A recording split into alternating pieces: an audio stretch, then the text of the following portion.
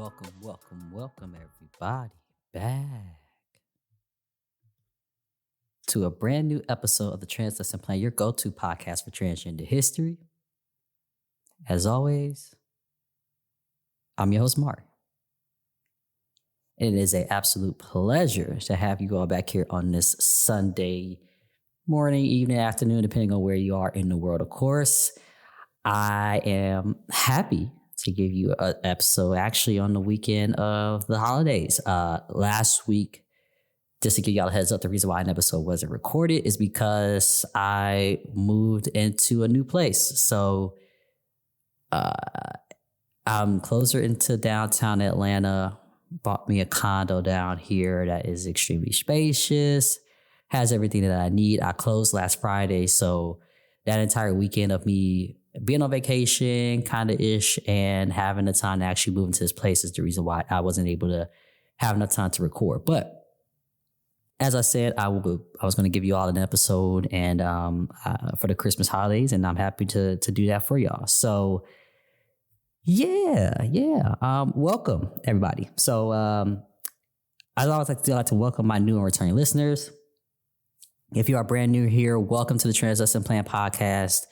Just to give a little bit brief of a background, our podcast is not just about history, but it serves as a platform for education, being able to provide you all with some valuable insights into the transgender community. My job really is to aim to inspire understanding, promote inclusivity, spark conversations about the community by sharing this expert knowledge and resources for further learning. So each episode of this podcast is intentionally designed to be concise yet comprehensive.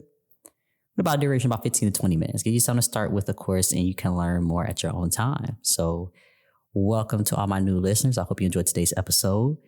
And as I always like to do, thank you so much to my returning listeners, my loyal fans of the podcast. Thank you all for sharing your feedback, putting great, reviews on the podcast because the bigots are out there. So thank you all so much for that.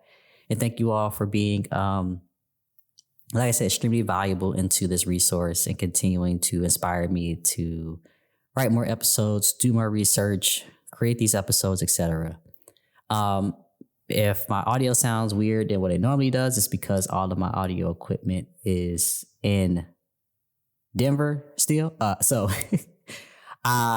give me about another month to get my equipment over. So then we'll actually end up getting like nice new equipment coming in here.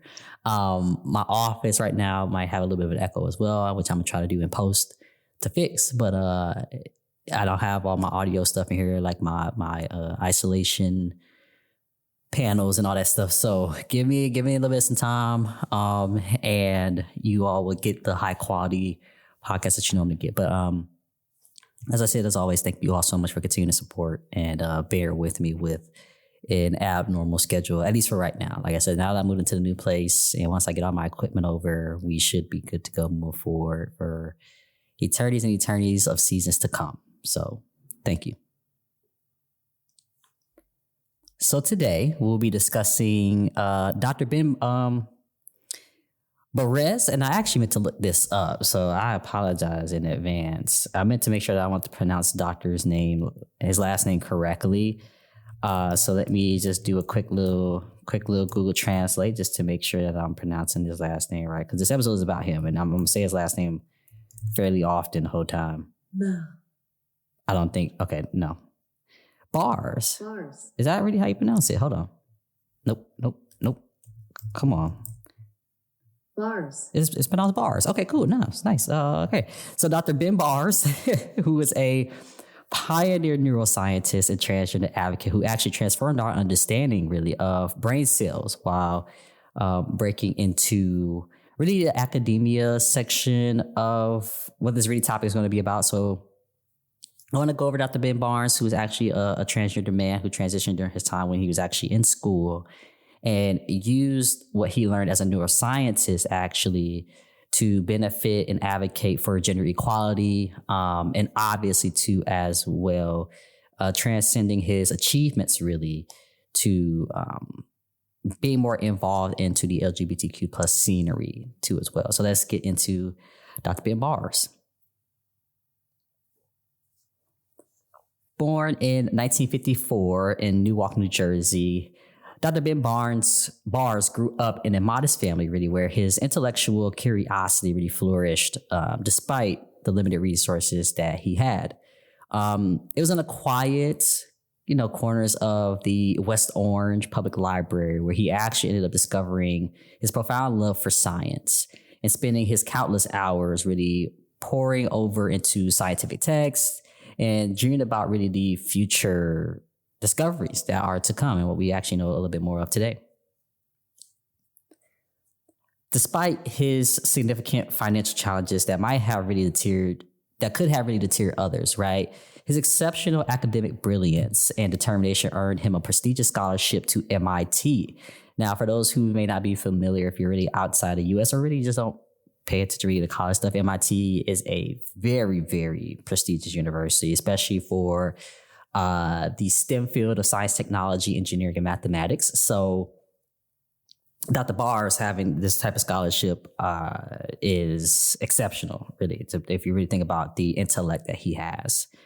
Launching really what would have become really his extraordinary educational journey, right? That accumulated in his degrees from 3 renowned institutions. We have first MIT, you have Dartmouth Medical School as well, and then Harvard Medical School alongside that. And as a neuroscientist, having those 3 very prestigious universities be attached to your name lets us know how smart this man is. But Barr's story transcends more in mere of academic achievements, right? Throughout his early years, he grappled with an intense internal struggle with gender dysphoria, experiencing really a disconnect, right, between his true identity and the gender, that was assigned at birth. And in an era really when transgender identities were rarely discussed or understood, as I always like to say on all these episodes here, he felt isolated and unable to really express his authentic self due to overwhelming societal pressures and the expectations that we have too as well.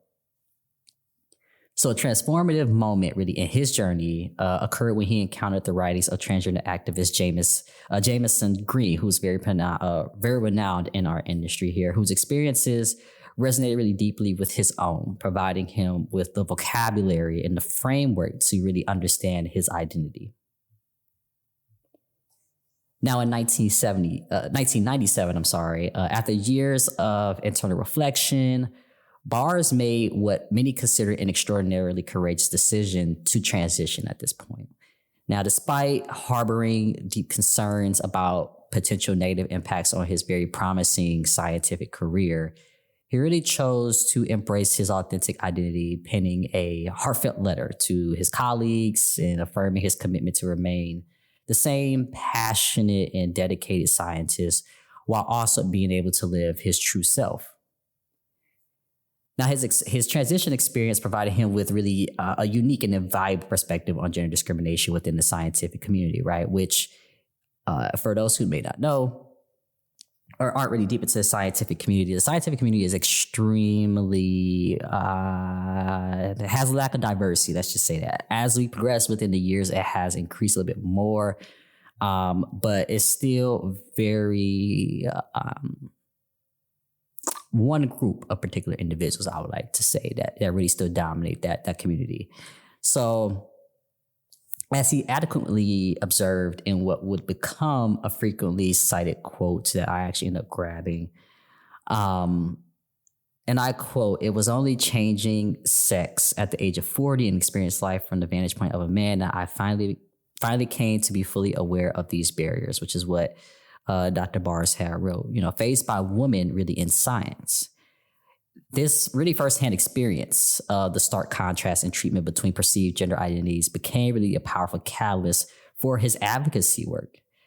So Bars really emerged as an influential and outspoken advocate for both the transgender visibility, and gender equality within academia, which is still being, in my opinion, being in academia, not like full time, really more like a part-time consulting kind of role. You still see it. So his groundbreaking 2006 commentary in Nature actually systematically challenged the long-held assumptions about women's capabilities in science, really presenting robust evidence that dismantle arguments supporting gender-based cognitive differences in the scientific community. Now, his advocacy extended far beyond his written works, as you could guess. As his reputation grew, he received hundreds of speaking invitations, strategically utilized his platform to advocate for mere equitable practices in hiring, mentoring, promoting women and underrepresented groups throughout the scientific community. And his passion behind his speeches and his presentations inspired countless institutions to really re-examine their policies and practices, which, with Trump really being back in office, obviously, I know that this is now going to become more of an effort to keep in place because, as you already may have seen, there are instances of people getting rid of DE&I already. And we want to continue to fight for gender equality, fight for equality in underrepresented groups as well, and et cetera. So that's just one thing I want to really, really point out for our advocates out there, our activists who listen to this podcast, or if you're an aspiring one as well, realizing that those efforts for the next 4 years is going to be something that's going to be at the forefront, and that's going to be, you're going to have to put a lot more work into, just as a heads up. So in 2013, Bars achieved a landmark milestone by becoming the first openly transgender scientist elected to the prestigious National Academy of Science. Now, this historic achievement transcended personal recognition, representing a watershed really moment for transgender visibility and acceptance within the high echelons of academia. Now, throughout his distinguished career, Bars developed a reputation as an exceptional mentor with a particular focus, as I mentioned, on supporting really LGBTQ plus sciences, which let me see if I could find really quick for the percentage of LGBTQ plus scientists right now. If hopefully I can find a number. I don't know if there might be a number. Excuse me. So right now, what I'm seeing as the available data is that there are between 2 to 3% of scientists who identify as LGBTQ plus. So just think about how small that number is as you think about scientists right now. If I had a love for science, I would absolutely 1000% be in a scientific field. Not saying that I don't, because part of my work does require science to be involved, but at the same time, it is a lot. And my ADHD probably would not let me be a great scientist. So, drawing from his own experiences, he actively encouraged LGBTQ plus students to embrace their authentic identities in professional settings, really firmly believing and often citing that, and I quote, "the advantages far outweigh the risk," end quote, in contemporary academia. So Ben Barnes' transition from female to male, right, had a profound influence really on his academic career, his impact on gender equality in science. And initially, Barnes faced significant challenges related to gender dysphoria and societal expectations, which he described in detail, really noting feelings of embarrassment and confusion really throughout his early life. So being able to go through his transition in 97 really marked a turning point. Like I said, being able to discuss his experiences and advocate for transgender visibility. So as you could think, or as you could know, or as you could guess, right? After transitioning, Bars found that his career continued without significant setbacks. Well, technically it's the other way around. So let me restart that sentence over.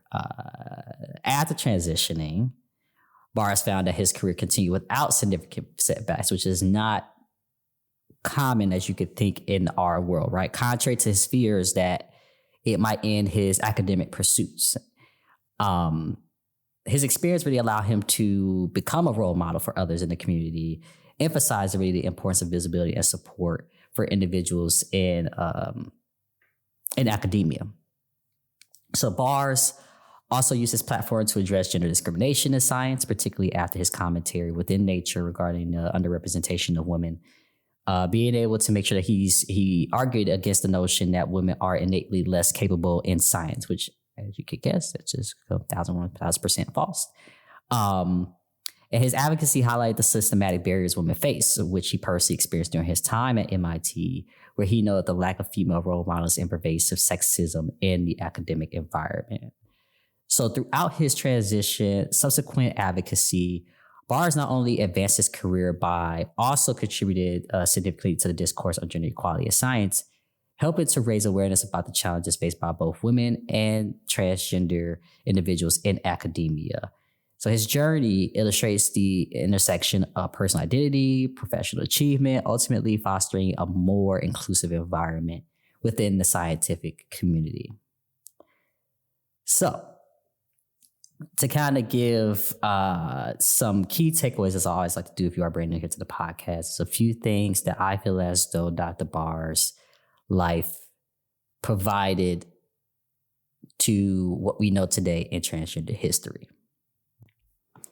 All right, so for these key takeaways, I want to start off by saying that one section is transition and career, right? After transition in 97, Bars really successfully continued his academic career without any setbacks, right? And his experience actually allowed us to demonstrate that being openly trans in academia could be capable really with other professional successes alongside that, which in some cases we hear good ambassadors of people who identify openly as trans in workspaces. And I think with progression, of course, of time, we should be able to see more progression of gender identity in that as well, right? The second one is having really a unique perspective on gender discrimination, right? His experience during the time in which he identified as female and then transitioned to male gave him an exceptional insight into gender discrimination within the scientific field, right? Being able to know a stark difference on how he was treated professionally gives us more insight in what we should expect in the future as well. Like even for myself, being able to experience a particular field in technology as once female to now being male, you see those changes and people try to make it seem as though it's not there and that it's not visible. But I promise you, there is a significant difference in gender discrimination amongst every profession that we can absolutely think of, right? Next, advocacy and impact. Being a powerful advocate for both gender equality and transgender visibility in science, he's challenging these assumptions, right? That both women capabilities in science through his commentary and being able to use his platform to promote equality and equity.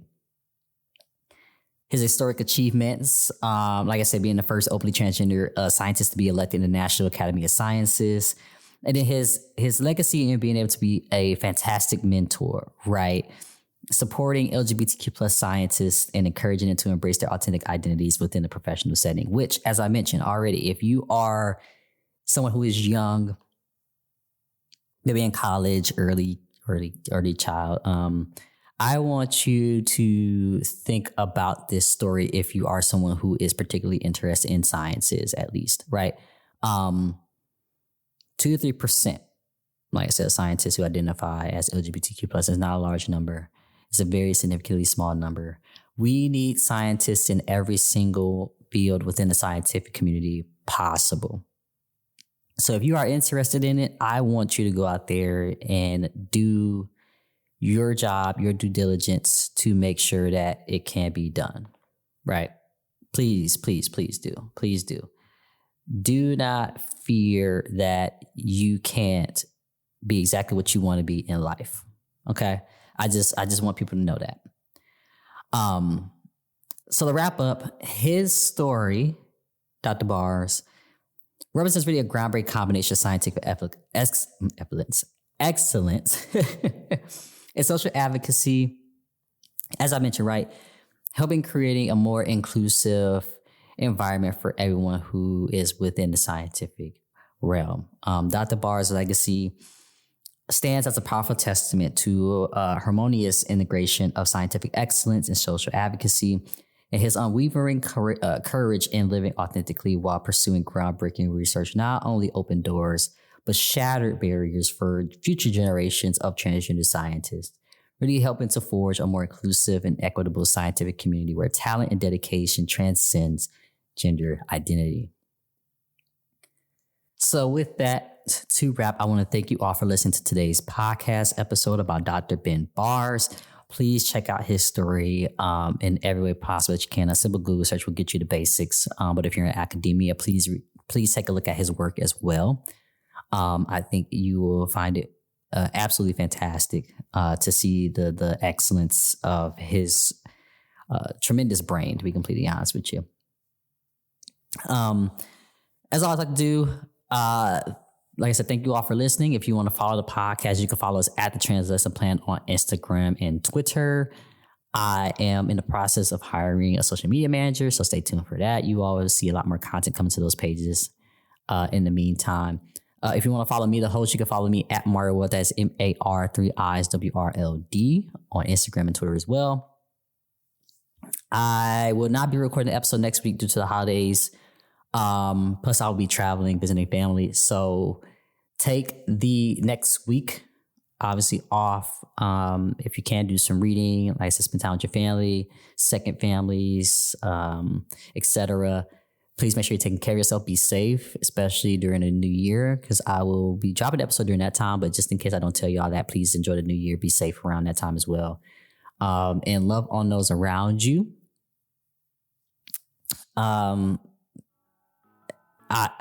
I just want everybody to enjoy themselves. So take in the new year and continue to be who you are. Peace.